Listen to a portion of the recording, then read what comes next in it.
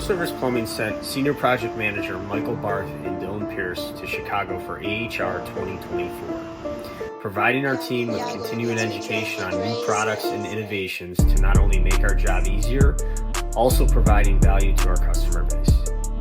AHR Chicago 2024 Expo brings together manufacturers and suppliers of all sizes and specialties to share ideas and showcase the future of HVACR technology.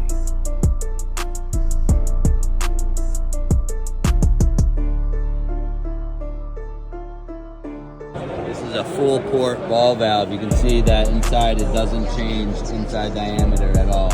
So going through, it doesn't choke down like a normal ball valve. That's why these are called full bore. All right, you need them so that it doesn't restrict the flow.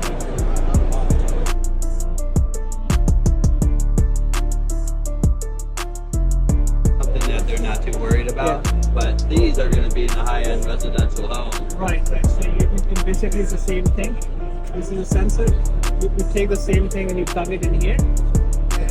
Yeah. You get all your data going.